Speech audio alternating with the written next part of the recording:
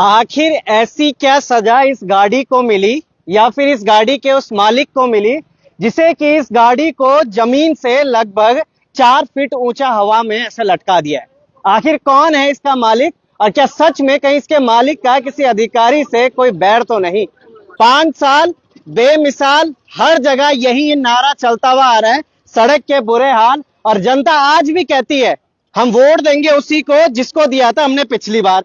अब पिछली बार की अगर हम बात करते हैं तो कुछ समय पहले ऋषिकेश में मेयर के चुनाव संपन्न हुए, कहीं गर्मा गर्मी बनी, कई जगह बातें भी हुई, मगर अब उसी क्षेत्र में हम इस वक्त मौजूद है। सुबह आपने एक खबर देखी होगी किस तरीके से दीपक जाटव ये व्यक्ति है, मेयर प्रत्याशी पूर्व रह चुके हैं, इन्होंने वर्तमान में जो मेयर हैं शंभू पासवान, उनके लिए कई बातें कही और कई सारी चीजें भी और गर्मा गर्मी भी यहाँ पे बनी। उनसे भी बात करेंगे और समझने का प्रयास करते हैं कि आखिर क्या कुछ पूरा मामला होता है। दीपक भाई, हमने इससे पहले तो आपको सिर्फ मेयर के दौरान जब आप लड़ रहे थे उस दौरान हमारी बात हुई थी और एक आज हो रही है, क्या कुछ कहेंगे आज पूरा सुबह किस तरीके की बातें हो रही थी और क्यों आप यहाँ पे, आपके हमने एक वीडियो भी देखा था कि आप शंभू पासवान आ रहे हैं, मुर्दाबाद के नारे लगते हुए नजर आ रहे, क्या कुछ था? जी, मैं सबसे पहले तो लोकार्पण न्यूज को मैं धन्यवाद देता हूं कि आपने मौके पर आकर इस समस्या को समझने का, इस लोगों के दर्द को समझने का आपने यहाँ पर अपना प्रयास किया। और मैं आपके माध्यम से ये बात बताना चाहता हूं कि जो आज सुबह का जो मामला था वो इसी वजह से था, वो इसी लोगों का जो गुस्सा, जो लोगों की जो नाराजगी।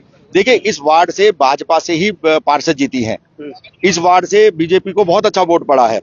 तो जब उनका अधिकार, जब उन्होंने वोट आपको दिया है मेयर साहब, तो वो बात भी तो आपसे ही करेंगे, वो अपना दर्द किससे कहेंगे? पार्षद मुंह छुपा के बैठी हुई है, उनके पति जो पार्षद पति हैं वो आते हैं, वो अपना चश्मा लगा के और जेब में हाथ डाल कर घूमते हुए निकल जाते हैं। उन्हें कोई मतलब नहीं है कि इस मोहल्ले में क्या कितनी खुदाई हो गई है, लोगों की कैसे ये नींव यहाँ पर हिली पड़ी है। आप ये देखिए कि आज स्थिति क्या हो गई है कि सड़क का लेवल पहले यहाँ पर हुआ करता था, बिल्कुल, और आज ये कहाँ से कम ये 3 फीट लगभग यहाँ पर है। सामने वाली रोड देखेंगे तो 4.5 फीट से ऊपर, वो देखिए गाड़ी हवा में कैसे टंगी हुई है। वो अब सीवर लाइन देखिए कि सीवर के चैम्बर सारे टूट गए हैं। ये पानी की लाइन आप देखिए कि पानी की लाइन बाहर आ गई है। मैं आपके आदेश भाई, ये पानी की लाइन देखिए बाहर आ गई है। ये सारी चीजें अंधेर नगरी चौपट राजा वाली इस शहर के अंदर स्थिति हो गई है।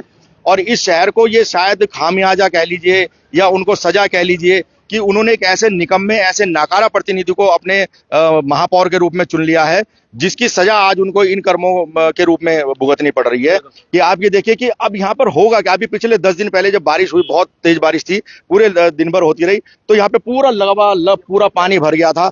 फिर आखिर में इनको, क्योंकि अब ये गड्ढे तो यहाँ पर खोद चुके थे, यहाँ पर पानी इतना भर गया था, लोगों के लिए नासूर उन्होंने समस्या बना दी थी। तो अपनी जान बचाने के लिए इन लोगों ने जो पुराना नाला है, पुराने नाले के अंदर छेद करके तब उस पानी को निकाला। जब लोगों ने यहाँ पे हंगामा किया, यहाँ पे बवाल होना शुरू हुआ, और मैं लगातार, मेरी बात मेयर से भी स्टार्टिंग से हो रही थी और जो यहाँ पर जो क्षेत्रीय पार्षद है उससे भी हो रही थी, तो वो लगातार इस बात का आश्वासन दे रहे थे कि नहीं भाई साहब, हम बहुत बढ़िया काम करेंगे, बहुत अच्छा काम कर रहे हैं। मैंने कहा मैं तुम्हारे पे इस बात पे सवाल नहीं उठा रहा हूँ कि तुम अच्छा कर रहे हो बुरा कर रहे हो, लेकिन यहाँ पे करने क्या जा रहे हो, सिर्फ ये बात बता दो। मैंने उनसे लगातार कहा कि आप मुझे वर्क ऑर्डर की कॉपी और टेंडर की कॉपी दे दो, हमें एटलीस्ट ये पता लग जाए कि यहाँ पे आप लोग काम क्या कर रहे हो, यहाँ पे जो सड़क ये आरसीसी बना रहे हो या आप डामरीकरण कर रहे हो, क्या कर रहे हो। तो आज उन्होंने कभी उस बात के लिए कोई वो हमें कागज नहीं दिए। आज सुबह भी जब हमने यहाँ पे, क्योंकि यहाँ पर इन्होंने 4.5-5 फीट खोदा हुआ है, वहां पे और आगे जाके 5-5.25 फीट जाता है, आज उन्होंने और 2 फीट वहां जैन साहब के बाहर खोद दिया था। तब हम लोगों ने वहां पे उसका विरोध किया कि हम काम नहीं करने देंगे, पहले मेयर मौके पर आ जाए और जो जेईई है उनको भी, ठेकेदार को भी मौके पर बुला लिया जाए। क्योंकि होता क्या था कि अगर मेयर आ रहा है तो ठेकेदार नहीं है, ठेकेदार है तो जेई नहीं है, जेई नहीं है तो एक्शन नहीं है, इस तरीके का केवल ये झिंगा मस्ती यहाँ पर चल रही थी। तो आज जब उनको शंभू पासवान जी को बुलाया तो लोगों का गुस्सा, जो आक्रोश था, वो तो फूटना ही था, क्योंकि झेल वो लोग रहे हैं। शंभू जी तो अपना शीशे काले, अपने शीशे चढ़ाए गाड़ी में आ रहे हैं जा रहे हैं, लेकिन जो नरक बना हुआ है, लोगों की जिंदगी बनी हुई है। 7,000 से ज्यादा बच्चा भरत मंदिर स्कूल में पढ़ता है, 6,000 से ज्यादा बच्चा आरपीएस स्कूल में पढ़ता है, डीपीएस स्कूल है, एनडीएस है, एनजी है, तमाम और लोग हैं जिनके बच्चे तमाम और दूसरे स्कूलों में पढ़ते हैं। नरक हो गई है यहाँ पे, लोगों का जीना मुहाल हो रखा है। रोज यहाँ से माताएं बहनें बच्चे बेचारे सड़कों में गिरते हैं, रोज फिसलते हैं, रोज उनके घुटने कोनियां फूट रही हैं। हमारा इस बात को लेकर विरोध था कि आप इस काम को जल्द से जल्द करा दीजिए। और यहाँ पे कर क्या रहे हैं, तो इन्होंने हमें जो बताया कि हम सड़क का स्लोब लेके आ रहे हैं। अच्छा, कि सड़क का स्लोब हम लोग गुलाटी प्लॉट से लेके, और इसलिए हमने इसको डाउन किया है कि हम यहाँ से पानी को ऐसे ही बह जाएगा, पानी का रास्ता दे देंगे। मैं लोकार्पण के माध्यम से बात पूछना चाहता हूँ कि आप थर्ड पार्टी इंस्पेक्शन करा लीजिए। किसी अन्य विभाग के जेई को, पीडब्ल्यूडी, इरिगेशन है, जल निगम है, जल संस्थान है, थर्ड पार्टी इंस्पेक्शन करा के आप ये पूछिए कि अगर आज तक हमने नाले और नालियों में ही जो गंदगी होती है, जो सीवर का पानी होता है, जो गंदा पानी होता है, वो नालों में और नालियों में बहता है हमेशा, सड़क पे कब से बहने लगा? बिल्कुल। आप ऐसी कौन सी प्लानिंग कर रहे हो, कौन सा ऐसा मास्टर प्लान लेके आ रहे हो कि जो आप कह रहे हो कि हम स्लोप देंगे और स्लोप के माध्यम से जो पानी है बह के निकल जाएगा?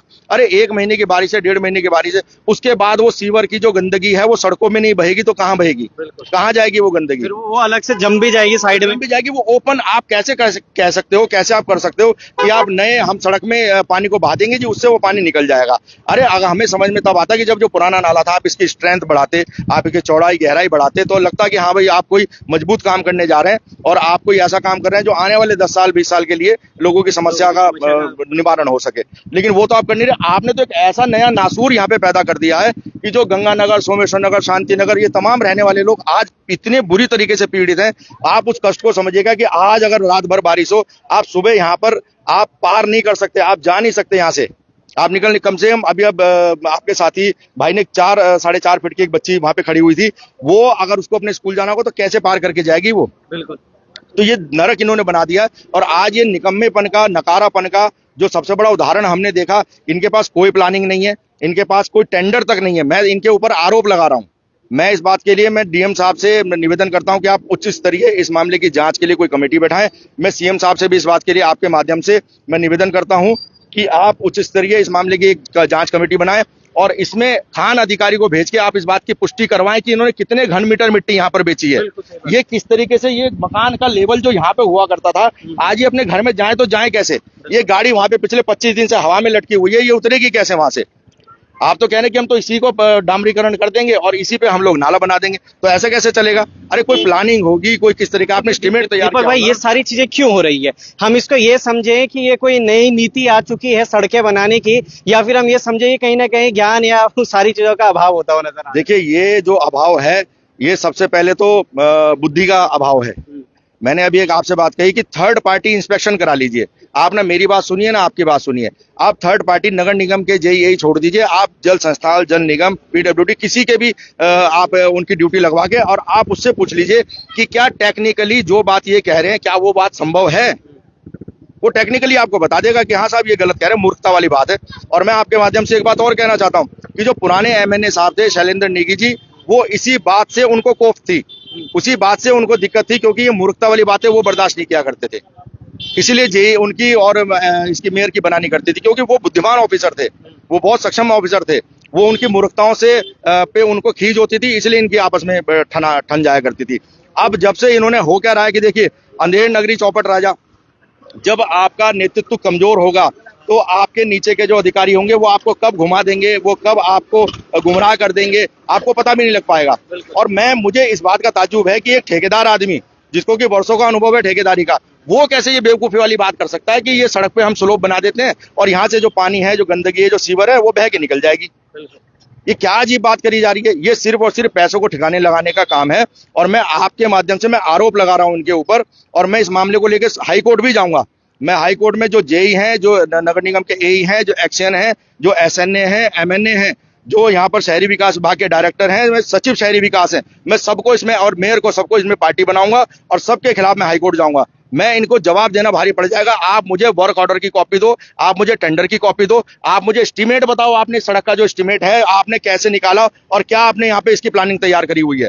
अभी तक आपने जितनी भी बातें हुई है, अभी तक आपको एस्टीमेट भी नहीं पता? नहीं, नथिंग, कुछ नहीं है। इन्होंने जो एक वर्क ऑर्डर की कॉपी मुझे दी है, वो आज इतने हंगामे के बाद वो दी है, जिसमें कि 18 करोड़ रुपए जो अवस्थापना निधि का पैसा, जो पुराने नगर निगम बोर्ड में, पिछले बोर्ड में जब अनीता मंगाई यहाँ पर थी, तब का जो पैसा बचा हुआ था, उसका वर्क ऑर्डर इन्होंने मुझे दिया। मैं आपके माध्यम से एक सवाल इनसे पूछना चाहता हूँ, एमएनए साहब, एक्सएन साहब, मेयर साहब, जेई साहब, एई साहब, सबसे मेरा एक सवाल है आपके माध्यम से कि जितने शहर में पूरी हमने घाट रोड बनते हुए देखी, हमने हरिद्वार रोड बनते हुए देखी, हमने मुखर्जी रोड बनते हुए देखी, तमाम सारी सड़कों में आपने ब्लैक टॉप किया, कौन सी सड़क में इस तरीके से खुदाई करके ब्लैक टॉप आपने किया? मुझे एक सड़क बता दो।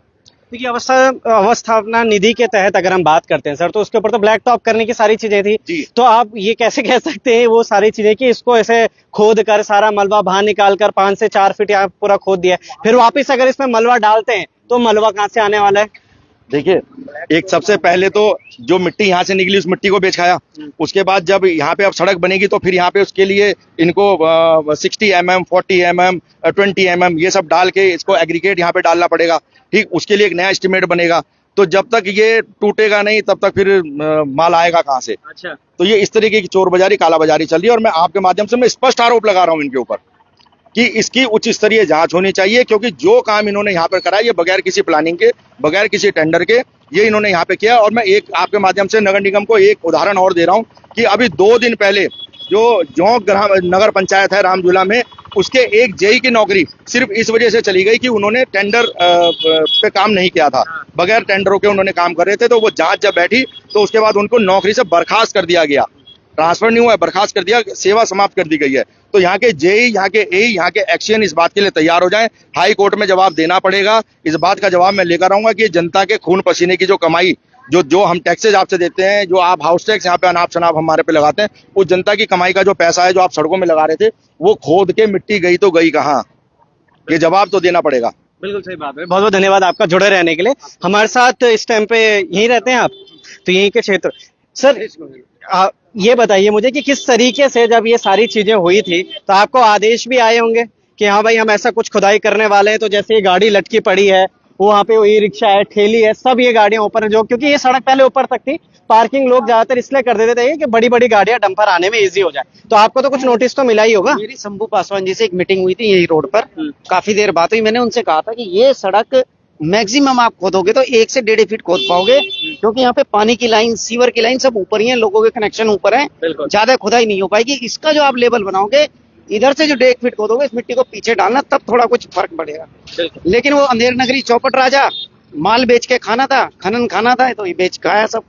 ये काम पहले भी दीप शर्मा जी करवा चुके थे, खुदाई करवाई यहाँ से लेके पूरी चौराहे पे 13 महीने खुदा पड़ा रहा, फिर हल्ले गुल्ले हुए, फिर उन्होंने मट्टी लाके जो बेच खाई थी फिर दोबारा लाके डाली, फिर इसे रोड को बनाया, अब फिर वही काम हो गया। वही सारी चीज 8 साल बाद फिर वहीं के वहीं खड़े हम। तो जब आपकी मीटिंग हुई थी तो उस दौरान तब शंभू पासवान जी ने क्या कहा था कि हाँ सही चीज? नहीं, मैं बहुत बड़ा ठेकेदार हूँ, मैं सब कुछ जानता हूँ, मैंने ठेकेदारी बहुत करी है। मेरे को सब मेरे बड़े बड़े जेई हैं वहाँ, उन जेईओं की हालत देख लो आप क्या है। तो ये देखिएगा कुछ इस तरीके के हम थोड़ा और यहाँ पे 1 महीने से कूड़े की गाड़ी नहीं आई, क्योंकि खुदा पड़ा कहाँ से आएगी? हम कूड़ा ले लेके वहां तक जा रहे, बच्चों को बस में। अब तो कूड़ा डालने के लिए तो सड़क को ऐसा बनाया जा रहा है ताकि ओपन कर दे, सड़क में कूड़ा आ जाए।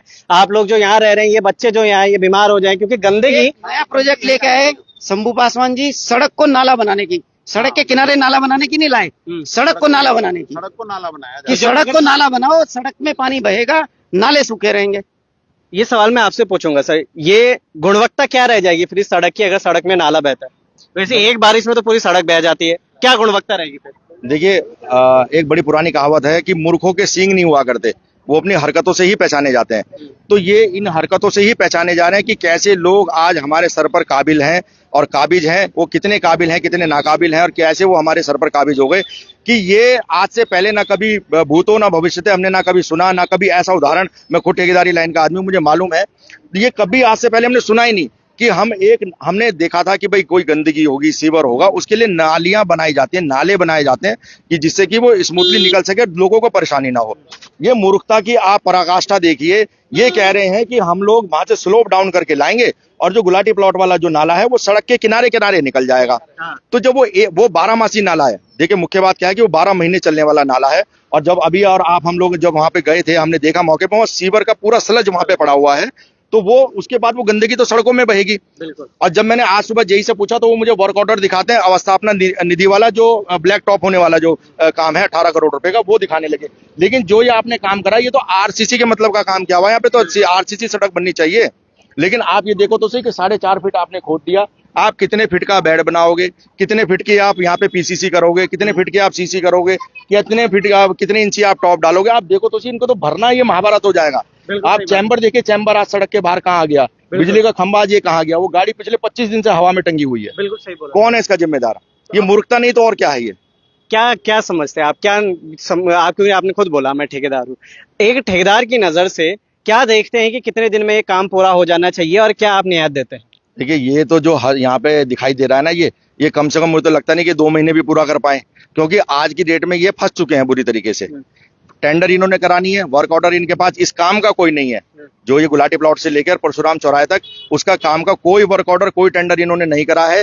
स्पेसिफिक इस काम के लिए इनको अलग से ये टेंडर अब जारी करेंगे। उससे पहले ये लोग जांच के मामले में फंस चुके होंगे। मैं परसों हाईकोर्ट सोमवार को जाके हाईकोर्ट में रिट करूंगा और मैं तमाम, क्योंकि देखिए मैं जानता हूं कि इसमें कम से कम 2 महीने से ज्यादा लगेंगे इस काम को अब होने में। ये पूरी बरसात जो है ये शांति नगर वालों के लिए, गंगानगर वालों के लिए, सोमेश्वर नगर वालों के लिए नरक का काम करेगी।